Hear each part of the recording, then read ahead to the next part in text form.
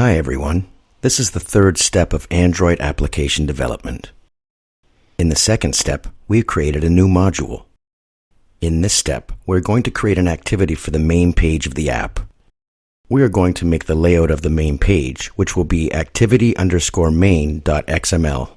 And to transit pages, we're going to develop the MainActivity Java file. We will put a button at the top and a floating button at the right bottom. If the top button is clicked, the page is moving to the detail page of the Read Student Activity.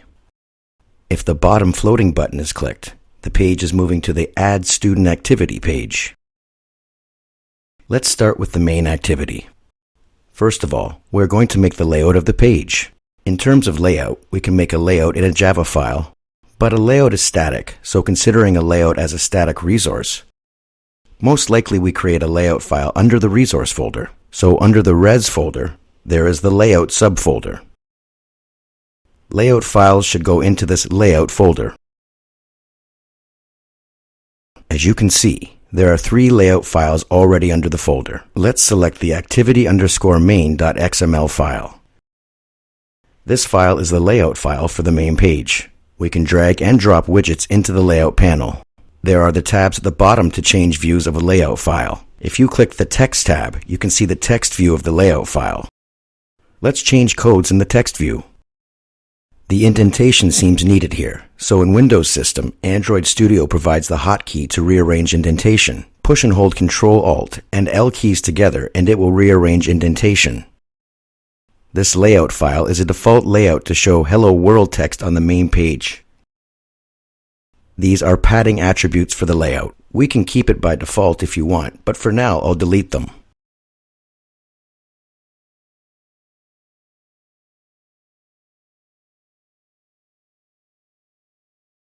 Essentially, as you can see, in a layout file, for example, this text view is called a tag. And this layout_width is called an attribute. And this Android is called a namespace. Particularly, this Android namespace is defined at the top of the layout file here. An attribute with the Android namespace means that the attribute is a fundamental attribute in the Android framework APIs. But when developing apps, we use many other open source libraries. If we use some attributes from open source libraries, we need to define the library as a namespace.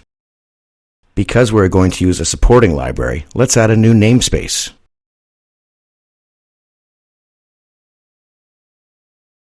Let's name it as app and choose a URL where the source is located.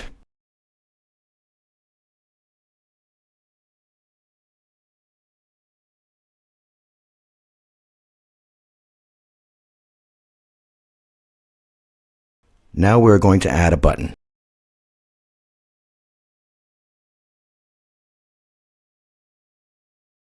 This is a temporary button to test out and we will delete it later after we have a list page of students. By pushing this button, the main page moves to the student detail page. Add an ID attribute.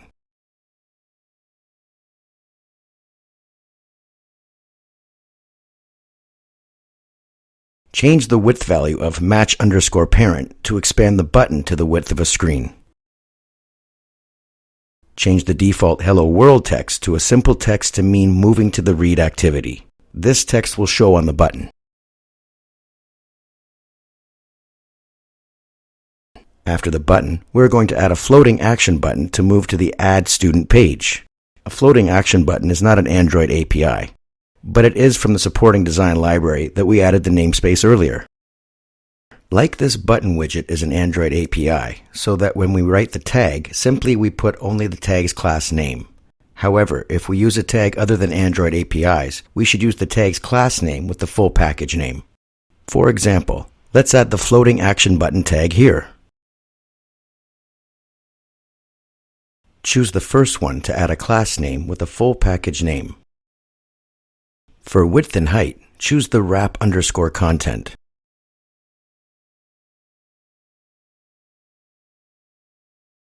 Add an ID of the floating button to handle the button object by this ID.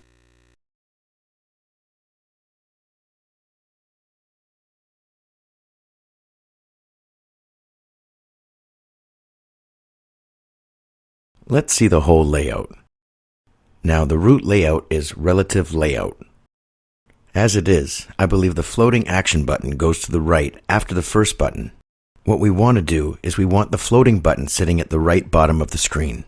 So let's change alignment.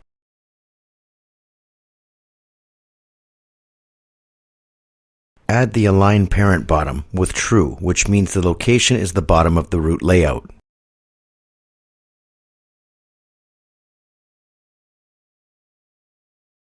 By default, the horizontal align is left, so we need to set align parent right as true. Then now the floating button will go to the right bottom of the screen. Let's see how it looks so far. There is the Preview tab on the right side of the panel. With this Preview panel, you can see the preview of the layout while changing the layout file. The floating button is sitting at the right bottom, but it is stuck to the side, so it seems we need to add a little bit of padding for the right and bottom. So add margin bottom with 32 dp.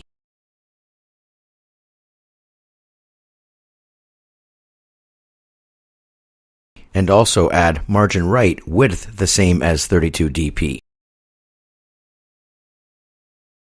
The floating button is literally a round button that looks like it's floating on the screen. Now let's put an image on the floating button. We are going to use one of the images that you copied in the previous video, so choose the floating image.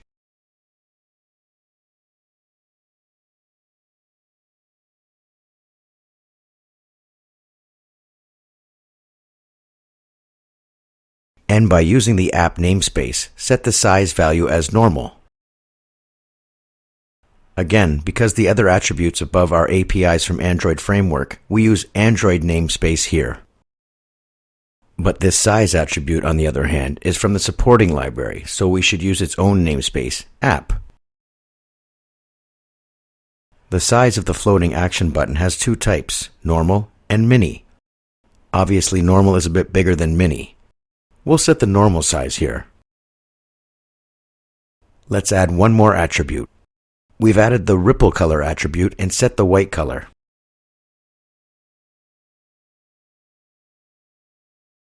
This attribute is kind of the background color while the button is clicked. We have finished the layout file here. Next, we're going to add codes into the MainActivity Java file. Like I mentioned earlier, in the MainActivity file, we will implement codes to transit pages like the Read Student Activity and the Add Student Activity by button click events. To add the click events, we will add an interface onClick listener.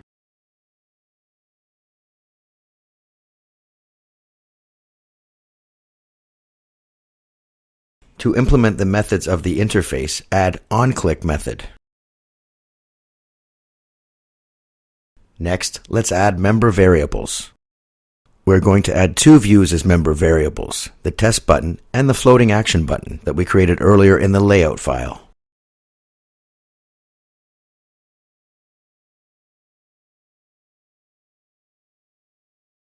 So far, we have the main page showing the two buttons. Now, let's get the object of the button. By using Find View by ID, get the object of the test button.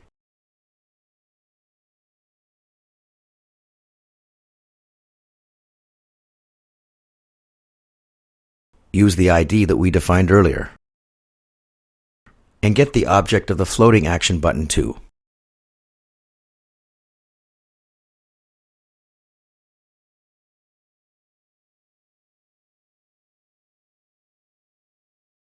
Let's take a look here. By Set Content View, it will show the main page's layout with two buttons. And we've got the objects of the two buttons in order to add events when they are clicked. Let's add events to the buttons. Add onClick listener.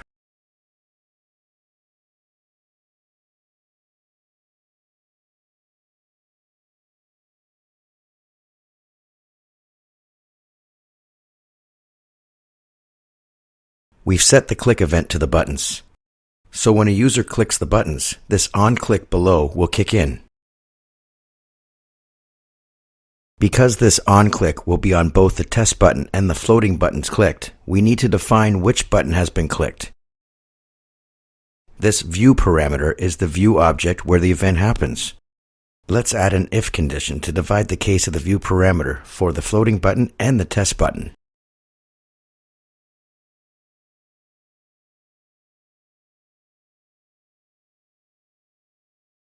In this video, we will just add the page transition function to both the cases.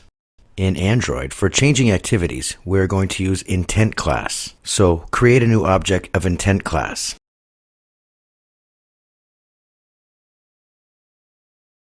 For the parameter for the intent class, set the activity class name to move to.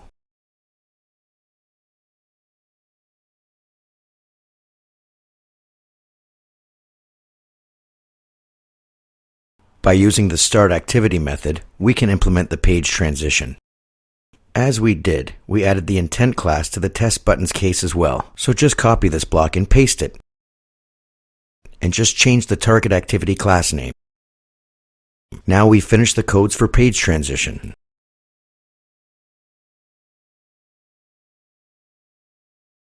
This is the file for the MainActivity layout, and this is the Java file to display the layout and implementing page transition. Let's run it to see how it works so far.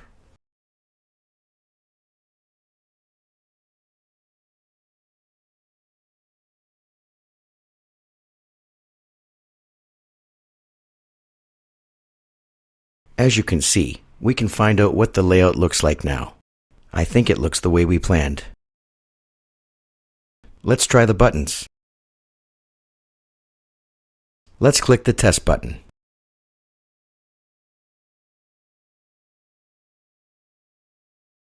Yes, it moved to the student detail page. It's blank because we haven't made the detail page's layout yet.